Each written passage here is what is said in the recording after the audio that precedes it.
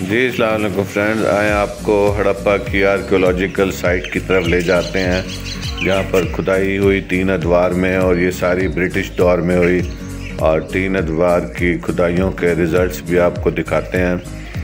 Site کی طرف جاتے ہوئے یہ ٹف ٹائلوں کے ساتھ بڑا اچھا راستہ بنا ہوا ہے، اور جس دن ہم گئے اس دن کافی یہاں پر بارش ہوئی، جس کی وجہ سے آپ دیکھ سکتے ہیں لان اور باقی گرینری بالکل لش ہوئی ہے، اور اچھی خاصی بارش ہوئی کہ ارد گرد جو یہاں پہ ٹیلے وغیرہ ہیں وہ بھی بالکل پانی سے ویٹ ہوئے ہیں، اور اچھی طرح پانی انہوں نے سوک کیا ہوا ہے۔ وینز بھی یہاں پہ چلتی ہیں، جو ٹورسٹ وینز ہیں وہ بھی آتے جاتے آپ اس ویلاگ میں دیکھتے رہیں گے، اور آپ دیکھیں گے کہ کتنی محنت سے یہاں پہ کھدائی کی گئی ہے۔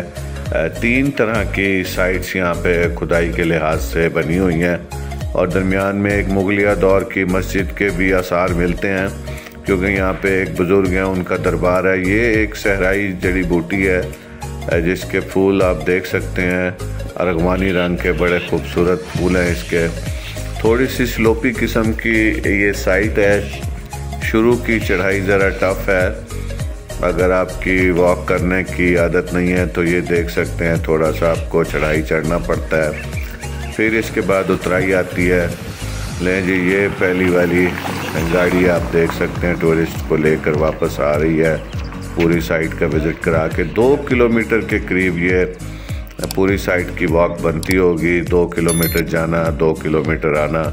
ارد گرد کافی ڈینس سبزہ ہے اور کافی خوبصورت بھلا محسوس ہوتا ہے، اور چونکہ آپ دیکھیں یہ گرینری کے ساتھ ساتھ کافی اس کو مینٹین بھی رکھا گیا ہے۔ یہ تختی لگی ہوئی ہے، پہلی آرکیولوجیکل سائٹ ہے جی۔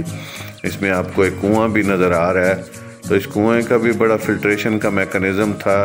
کنویں کے اندر ایک چھوٹا کنواں تھا، اور دونوں طرف جو ہے نا درمیان میں ریت بھری ہوئی تھی دونوں کنووں کے۔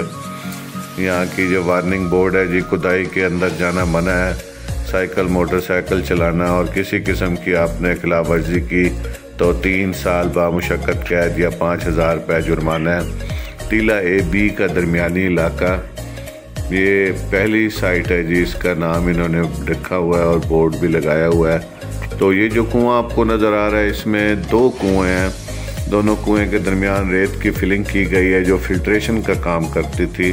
تو اس کا مطلب ہے یہ لوگ فلٹرڈ پانی کے کنسیپٹ سے بخوبی آگاہ تھے۔ کچھ یہاں پہ سٹنگ پلیسز بھی ٹورسٹ کے لیے بنائی ہوئی ہیں وقفے وقفے سے، تاکہ اگر آپ پیدل واک کرتے ہوئے کچھ ایگزاسٹ ہو جائیں تو آپ ان جگہوں پر بیٹھ سکتے ہیں۔ یہ درخت بھی ایک جگہ پہ کلسٹر کی صورت میں موجود ہیں، اور کافی پرانے درخت محسوس ہوتے ہیں، یہ آپ کو ان کے ٹیکسچر سے اور ان کی شاخوں سے محسوس ہوتا ہوگا۔ یہ دیکھیں ٹیلے آپ دیکھ سکتے ہیں مکمل ویٹ ہوئے ہیں، اور پوری بلکہ سائٹ ہی بھرپور طریقے سے بارش کے پانی کی وجہ سے تر اور گلی ہوئی ہے۔ یہ دوسری سائٹ ہے جی، یہ دوسری سائٹ پر ہم پہنچ چکے ہیں۔ یہ ٹیلے بھی کافی پرانے ہیں غالباً جب کھدائی کی گئی، اور یہ ٹیلے بھی اسی آثار قدیمہ کا حصہ رہے ہوں گے۔ تو دوسری ٹورسٹ وین آ رہی ہے جناب، 2 ٹورسٹ وین یہاں پہ اویلیبل ہیں، اگر آپ بچوں کے ساتھ ہیں تو آپ ان کی خدمات لے سکتے ہیں، اور یہ 100 روپیز پر ہیڈ چارج کرتے ہیں۔ اور یہاں پہ درمیان میں ایک بزرگ ہیں، یہ ڈھکی ہوئی نالی جناب، یہ بھی یہاں سے دریافت ہوئی ہے۔ تو کافی ان کا ماڈرن سسٹم تھا، آپ دیکھ سکتے ہیں کہ نالیوں کو بھی انہوں نے کور کر کے رکھا ہوا تھا۔ اب یہ نہیں پتہ یہ ڈرینیج کی نالیاں ہیں یا پانی کی نالیاں ہیں۔ بہرحال میں ذکر کر رہا تھا کہ درمیان میں مغلیہ دور کے ایک بزرگ کا دربار بھی ہے۔